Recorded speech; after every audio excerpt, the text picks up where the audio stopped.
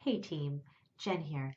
I am making this video today as part of my writing overview series. This is a series that I have designed for students who are taking courses with me.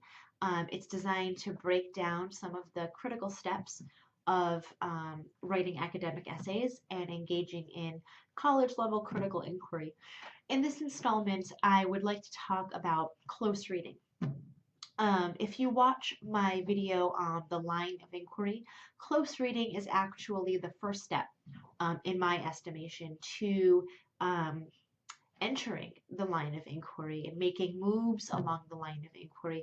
It's really an essential first step to get us started. So I want to talk today about three different kinds of close reading that can help you to find perhaps a way of reading or a combination of ways of reading that speaks to your particular style of reading. Now, um, years and years ago, when instructors would talk about close reading, they had really one thing in mind. And I think that this one thing, this one articulation of close reading, it's still quite a fruitful way to approach texts. I want to start there. So traditionally, the way that we understand close reading is to simply read a text closely. I want to talk a little bit about what that means, right? So when you read a text closely, what that means is that you're not reading the text simply to understand it, right? So in other words, your objective in approaching a text is not only to attain a basic comprehension of the plot or the characters or the themes or the context or the time period, right? It is that, but that's not really what close reading is doing, right? I think that in order to initiate a close reading, you have to, of course, have an aspect of comprehension in line. But that's not what really close reading is asking you to do. So when your instructor asks you to close read a text, what she's asking you to do is to engage with that text, to find a way to interact with some aspects of this text in a way that's genuine for you. Now, there are markers of close reading that a lot of instructors will look for. For example, a lot of instructors will urge their students to always read their text with a pen in their hand. So if you're reading an actual paperback text, an actual tangible hardcover paperback text, I always hook my pen on the back, keep it there as I go through the text, and I write in the margin. I underline salient passages, for example, that pop out at me as problematic, that pop out at me as interesting, dynamic, um, or quote worthy, something that I want to hang on to. If I think an author has used really colorful or beautiful language, for example, and the sentence is just gorgeous, sometimes I'll underline that. If the author has said a quote that I think applies to humanity or it speaks to an experience that I had and it's worded in such a way that it appeals to me, I underline it. If I feel like this is a very important moment in the text, I'll underline that. So you want to always pay attention to moments in the text that catch your attention. And you want to note what those moments are, even if you're not quite sure yet what to make of those moments. Just note your reaction, note your engagement with the text. Some other ways that you can engage the text, I'll talk to you about how I do. I always circle the name of new characters. That way I can always trace back when they first appeared on the page. And I can also remember their names. I have a memory that's very impressionistic, I would say, so that helps me to keep track. I also like to ravenously almost write questions and inquiries in the margin where I'm challenging the author or I'm offering alternative perspectives to what I'm reading. I'm posing questions in the margin that I'm actually thinking of while I'm reading this text. That helps me to go back and remember my process of reading, which can play such an important role when you sit down to write a critical essay about the book or the text that you're reading. Other things that I do, I always look for repetition in a text. When an author mentions something several times, whether it's a color, red, for example, coming up over and over, or a specific phrase or scene or memory. You always want to notice repetition. This can help you to come up with what you think are the driving themes of the work, which is a very important thing to do. It's also another thing that you can do when you're reading closely, is to kind of track themes that you see happening in this novel all the way through. Sometimes you'll be able to say, hey, this is a theme that was carried all the way through this novel, not just in the middle or at the beginning, but it's a thread that carried throughout the entire novel for me. And you can find some importance, some relevance in that. I also tend to always note words that are new or interestingly used, and I'll look up those words as I go along so that I can better understand the text.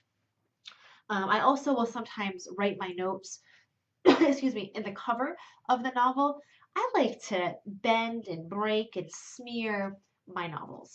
I like to really get into them. If you're more of a purist when it comes to your novels, that doesn't mean that you're not capable of close reading. What it means is that you have to find a way that you're comfortable with engaging with the text in a way that's really genuine for you. I guess finally, another point to make about how to close read is you want to find a personal connection with the text that you're reading, a way that some aspect of this text has stakes, has value for what you've gone through in your own life as whatever you are, as a Black woman in the inner city who, you know, whatever, was adopted and, you know, loves going to the museum and loves cooking a certain kind of food and loves, you know, and has a love for early childhood education or whatever. Whoever you are and whatever background and interests that you come with, whatever experiences you come to the text with, let those experiences, that history, play a role in how you read.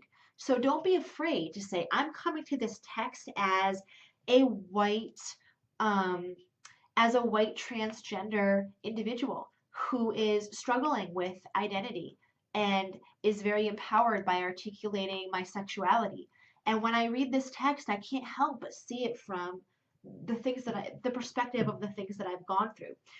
So no matter who you are, where you come from, what your background is, those are just some examples off the top of my head. But I think it's very important to know that we all close read texts differently. And it ought to be that way because it's through the unique way that we approach our texts and understand meaning in our texts that keep what we do alive, that keep reading texts alive and relevant and significant in the moment. So don't be afraid. Don't hesitate to bring your baggage with you to literature. Literature can hold your baggage. In fact, it's one of the only enterprises that I've ever known that can. So bring it. Bring it with you and let it help you to understand the text in more critical ways. Yeah, close reading. Engaging with the text in a way that's relevant and significant for you, where you're from, your context, your culture, your experience. Why does this text matter to you? Note that, track that. That's close reading. All right, so now that you've gotten the idea of close reading, I want to talk about some alternatives to close reading. Now, today we live in a digital age, no doubt. Here in a first world country, we absolutely are attacked in some way by the by technology. I mean, it's everywhere that we go, for better or for worse. Some of us embrace that, some of us resist it, but no matter where you are on the trajectory, there are ways of close reading text that can appeal to you. One way that I want to talk about next is what I like to call active reading. Now, for some instructors, active reading and close reading they're interchangeable terms. Close reading is kind of antiquated, active reading is kind of more 20th century, not really 21st, but I like to think of active reading as physically reading a text. For me, I'm somebody who's very interested in body politics and gender and sexuality. When I read texts, I read them physically, so I tend to feel emotion. Sometimes I'll sweat. Sometimes I'll cry. Sometimes I'll get pissed off and my cheeks will get all hot and red. Sometimes I'll need to get up and pace the room. The favorite text that I read, the text that got me started on the path to be a professor, was Thomas Hardy's Jude the Obscure. And when I finished reading this novel, I'm not kidding you, I chucked it across the room as hard as I could. I thought it was going to break the binding of this book. I just threw it across the room and then I just cried into my hands. That novel got me started on my path to become a Victorianist. It's a Victorian novel, and it changed my life. So if you have a very visceral, tangible, physical expression as you read a text, I would call that active reading. I would call that physical activation when you read the text. And that's an important way of reading text for some people. Perhaps it isn't your way of reading text, but for some people it is. And that is a way of close reading that should be valued. So if you are that kind of reader who has an emotional, visceral, physical, however you want to think of it, connection with a text, have that be part of the way that you analyze text. Have that be a way that you find meaning. That's okay. The next articulation of close reading is something called hyper reading. I am a hyper reader, so I can speak to this particularly. Students who identify themselves as ADHD or ADD in particular may find themselves being hyper readers. I don't consider myself to be ADHD, although it's quite possible that I am, but I certainly read texts through a venue of hyper attention. Now, hyper attention is when you tend to do your best work, you tend to be most focused when you're focused on numerous things at once. So hyper attention is when you are attentive to the nth degree on many things. For example, you have your computer, you have your laptop, you have your Kindle, and you have your cell phone all on at the same time while you're listening to music and watching a reality show, while you're completing your syllabus for English 201, and you're also writing your next publishable essay for such and such Victorian Studies journal, and at the same time you're also reading Edward Abbey's Desert Solitaire. That's hyper attention. You can hyper read in this very similar way. I do this. So when I'm reading a text, for example, my mind will be on several things. Perhaps I'll be doing several things. And I think that what I'm doing at the time, what I'm inspired to do while I read the text, speaks to how I'm reading that text. So, for example, if you're reading Edward Abbey's Desert Solitaire, for example, just because it's on my desk, and you notice that you're thinking about, God, that reminds me of Fear and Loathing in Las Vegas. So while you're reading the text, you're bringing that up and you're scrolling through and you're looking for this scene where Johnny Depp does such and such. And later in the novel, you are thinking about something that you read about cactuses, or you want to find out more about cactuses, or you're going to do some Wikipedia work. So while you're engaging the text, you're doing other things that may not seem directly connected to the text, but actually probably are. And if you are able to break down your process of hyper reading, then you have something really unique and interesting on your hands, because what you have here is a gateway into developing a context that no one else would think of, that no one else would write about. And you can watch another video in my series where I talk to you about the importance of context, the pleasures of context, and why it's so relevant to have a strong context in this genre. But that's hyper reading, and it's valuable. Do not discount it. Do not put yourself down for feeling like you're not attentive. People that have hyper attention are attentive. They're attentive in a way that is fruitful for this lens of academia, for sure. The final form of close reading that I want to talk about today is called machine reading. In this era, I think that many people are reading digital text. They're reading text on their Kindle, text on their phone, text on their laptop, and they're downloading to their Kindle. Now, doing this kind of reading comes with a couple really great assets. It can allow you to do something called machine reading, which I think is a form of close reading today for sure. Machine reading is when you're doing things like word mining. So let's say you want to do a keyword search for whatever, the word red, since I brought it up earlier. How many times does the word red appear in Sherlock Holmes, in the anthology of Sherlock Holmes's tales, right? And you'll be able to see, oh, it appears, 97 times throughout the entire, series. And you'll say, oh, let's zoom in on where that word appears and let's do it for all 97 times. And let's see what the similarities are, what the differences are, and if I can make some observations about how this word is used. So machine reading allows you to access a text from more of a kind of scientific perspective, where you're actually doing things like, you know, uh, it's kind of similar for me to formalism.